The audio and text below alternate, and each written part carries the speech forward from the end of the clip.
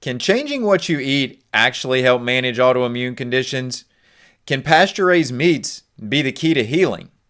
Well, in today's video, we're diving into exactly how pasture-raised proteins can play a role in reducing inflammation, supporting gut health, and improving your overall immune function. Stay tuned to find out how this simple dietary shift can help you manage your autoimmune symptoms more effectively.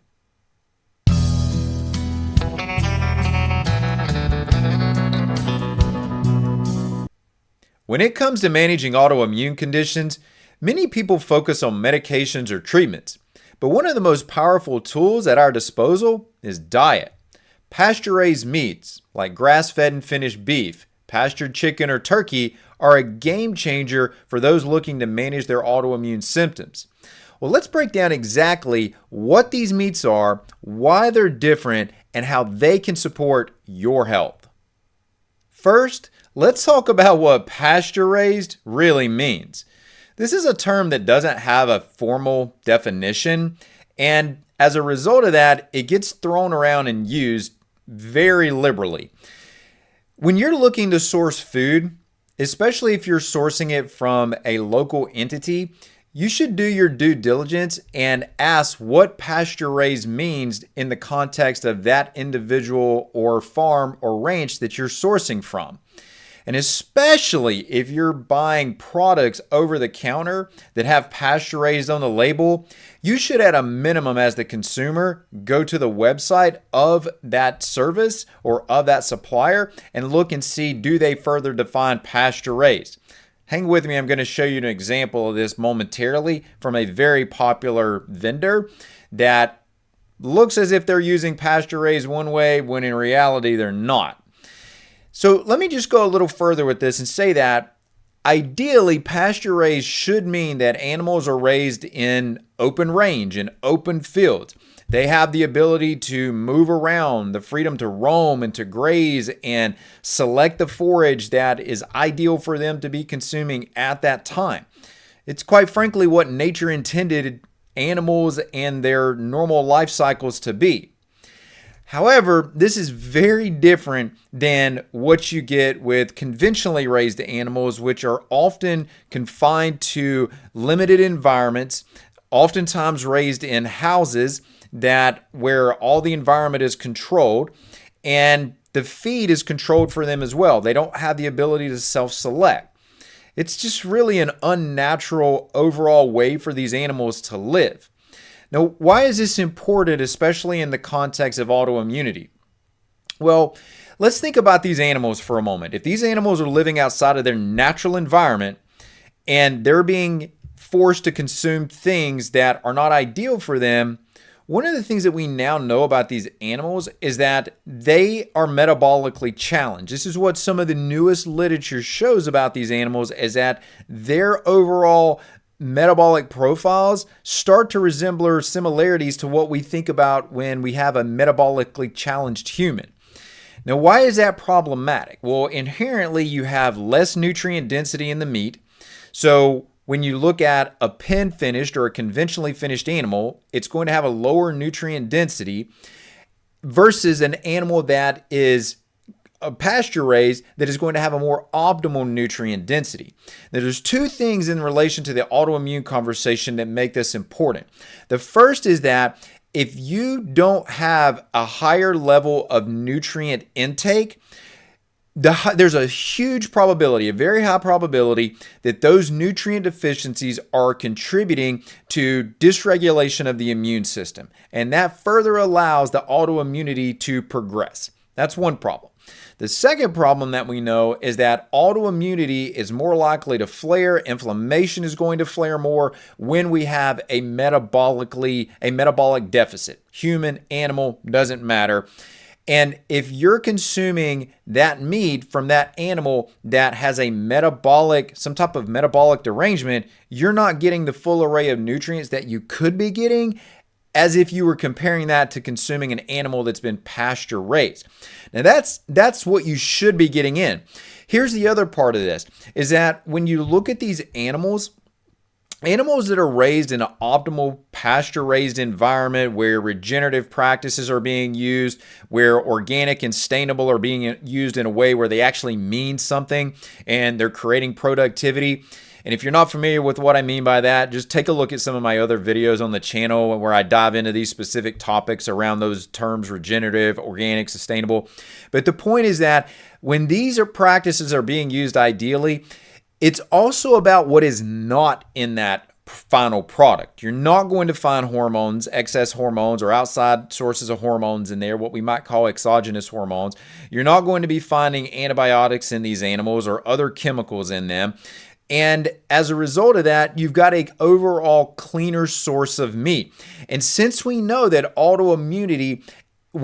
autoimmunity to exist, it has to have some type of environmental trigger. So the less of these environmental triggers that we potentially expose the body to, the lower the probability that that food product is ultimately going to be a contributor.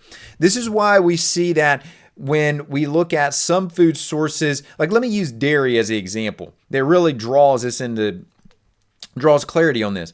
Why is it that so many people react to conventional dairy, but yet so few people react to raw dairy? It's because of the changes that take place in that conventional model that are not generally taking place in the raw dairy model, right?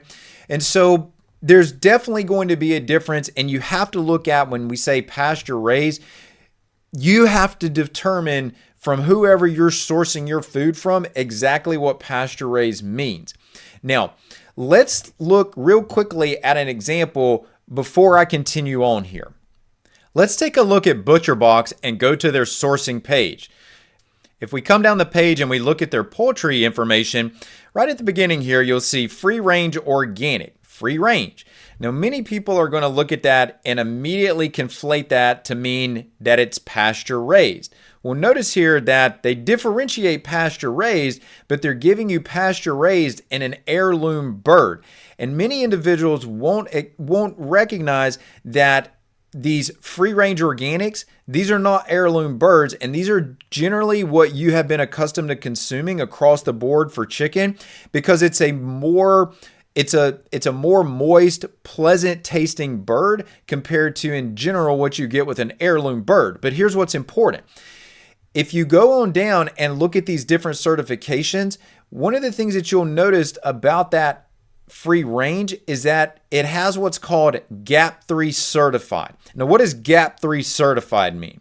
Well, GAP 3 certified means that these animals have outdoor access.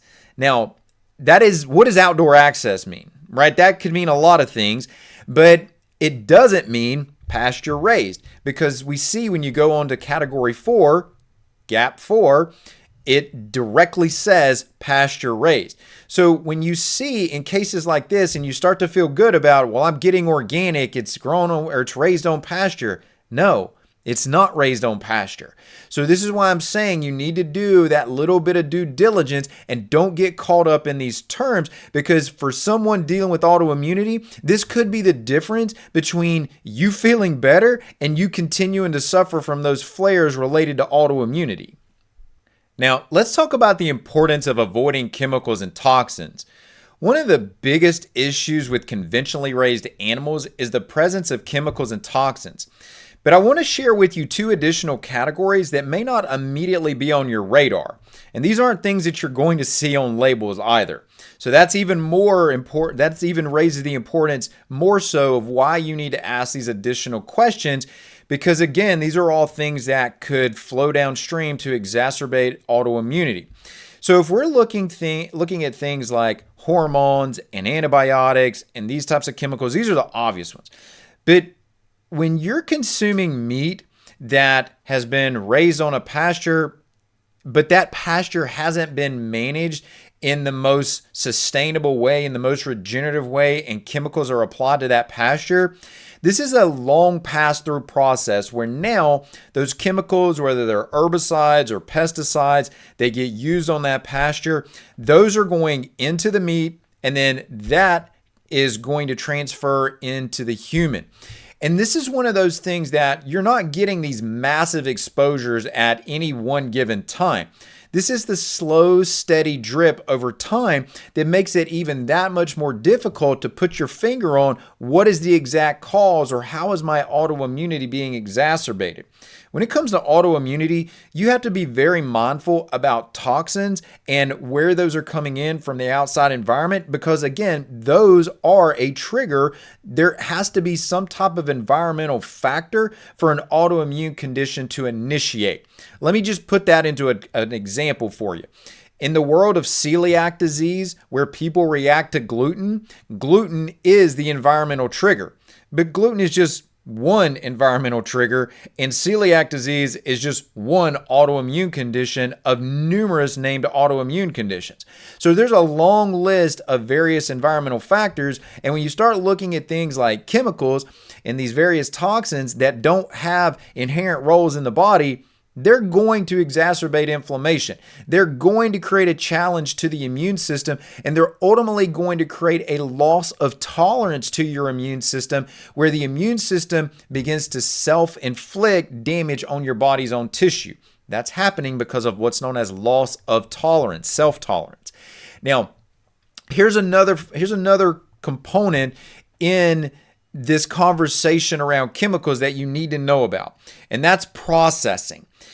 These animals can be raised ideally. They can go, the farmer, the rancher can do everything right. And all of that hard work becomes for naught when that animal goes to the processor and it's not handled in a way that is ideal. If it has chemicals applied to it, if there's some technique that they use that is less ideal than what you as a person suffering from autoimmunity would benefit from, then that could be the source of the problem. So you have to ask that question too.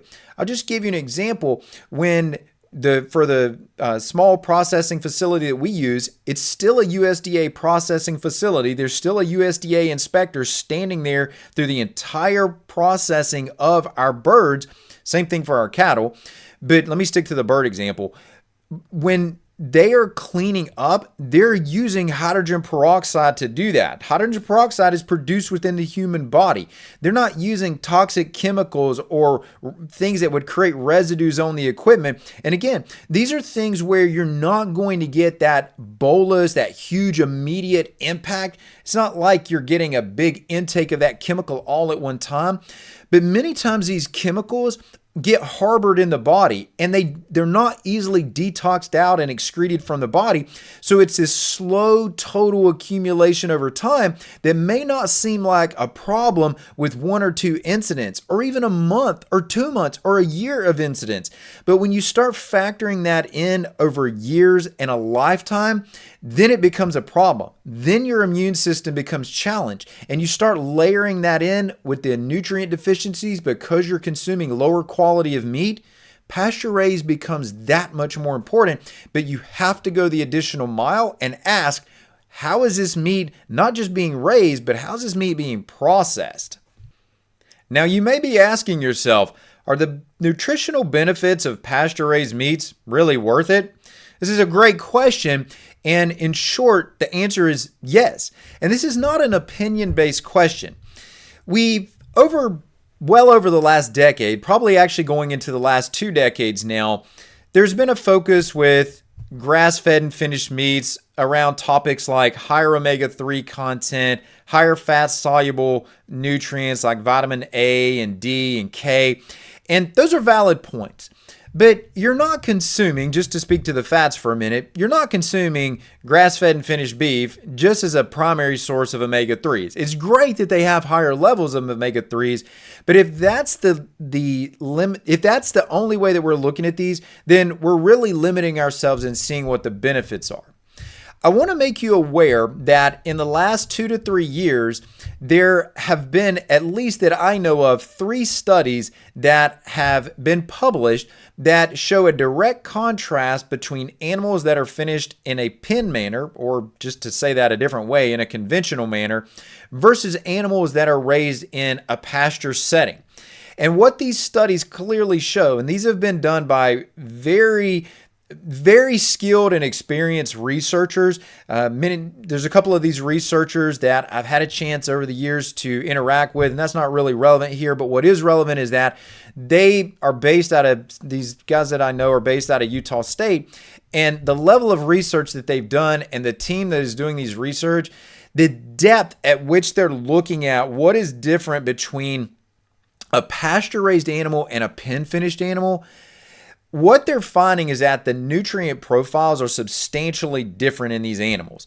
You get higher levels of what are called secondary compounds. Now, yes, you get good levels of vitamins and minerals in there. The fats do make a difference, but it's these secondary compounds that, for you struggling with autoimmunity, these are really what you need to know about. These are the compounds that can directly have the ability to influence your own immune system. These are the compounds that can begin to self-direct and begin to create an adequate amount of tolerance within your own immune system so that the body is not self-destructing and reacting against itself. These compounds literally tell the immune system what type of responses to more likely shift itself towards. And that's what you get with a pasture-raised meat that you're not going to get in substantial quantities with a meat that's not been raised on pasture. And that is simply a byproduct of the diversity of the landscape that these pasture-raised animals are foraging on. They have access to all of these different compounds in these plants that a pen-finished animal with a limited, monotonous diet is simply not going to have access to. Even with the best efforts of scientists to try to match what nature provides by giving them supplemental feeds, you can get somewhat there, but you're just never going to be able to match what a pasture-raised animal is going to do with a pen-finished or a conventional animal. Now, I would be amiss in this conversation if I didn't also talk about gut health and how pasture-raised meats can influence gut health. Quite frankly, and I'll just throw this out there, if you have an autoimmune condition and you have not acknowledged the role that your gut plays in that autoimmune condition, then you should not expect your autoimmune condition to get any better. It's not going to. So first, you need to acknowledge that, and then you need to acknowledge how are pasture-raised meats going to improve your overall gut health. And there's a couple of ways that it's going to do that. So one is that when you look at the protein itself, so pasture-raised meats, I labeled these as pasture-raised proteins earlier. These proteins are going to supply a high level of protein content. And that's important because it helps rebuild the gut lining. When the gut lining is broken down, when it's been insulted by environmental factors, by an imbalance of the microorganisms in the GI tract, we need to put the body in a direction where this balance of organisms, the integrity of the gut lining, all of those things can start to fall back in place. And that's really important because if you look at the things that start to create a breakdown of those or start to create imbalances of the microorganisms, toxins in the environment, a highly refined diet, those are going to be things that are going to cause a negative shift in the balance of bacteria in the gut. So now, if I consume a food supply that nurtures my own beneficial bacteria, what many of you will think about as the probiotics, if it's nurturing those, if it's going to also supply a source of collagen which can help rebuild the gut lining, all of these factors, whether it's changing the microbial profile, whether it's when the proteins are broken down and the different amino acids in those proteins ultimately become a fuel source for your own beneficial bacteria. And now those beneficial bacteria can start to play their role in regulating your immune system. Combine that with just having enough availability of protein to get the integrity of your gut lining back in check, not to mention that now you're consuming a more metabolically balancing food, and the more metabolically balanced you are, the lower your inflammation and the lower the increased activity and stimulation to your immune system that would ultimately potentiate an autoimmune response. all of those things get undone, and now you're on a trajectory of reducing inflammation, creating more balance in your gut environment, improving the integrity of your gut lining. That is all a byproduct of consuming pasture-raised meats that you're just not going to see to the same extent with other sources of protein. There's one final topic that I want to bring up with you, and it's the psychological shift from illness to wellness, or to hope, to say that a little differently, when you're consuming pasture-raised meats. The benefits of pasture-raised meats aren't just physical. They also have a profound impact on your psychological health. When people start to feel better and they begin to eat better, all of these things begin to potentiate each other. The better you feel, the more you want to eat better. The better you eat, the more you feel better. And that just continues to be a cascading effect that's all to your benefit. The nutrients that are in pasture-raised meats can help improve your energy. They can stabilize your mood. They can reduce your anxiety. And these are all common challenges for individuals that are struggling with autoimmune conditions. Frankly, a lot of that comes back to the tie and the relationship to the dysfunction in the gut. You may have heard about what's known as the gut-brain axis, but simply to say that there is a very strong relationship between the health and the integrity of your gut and what takes place in your mental health. People with more dysfunction in their gut tend to have more mental struggles. And so as you improve your gut health through these pasture-raised meats and continually incorporating in those, you're going to have a different psychological state. You're going to have a better outlook. You're going to want to continue to make these changes. And once that happens, you're going to feel like you're in control of your health again, which is ultimately where you need to feel like you need to be when it comes to this whole autoimmune conversation. Many times autoimmunity is positioned in a way where if you're only looking at medications or common treatments to think about how to deal with your autoimmunity, you're looking at yourself and you're putting yourself in the scenario of being a victim, in that I just have to succumb to whatever or however this plays out. That's not true.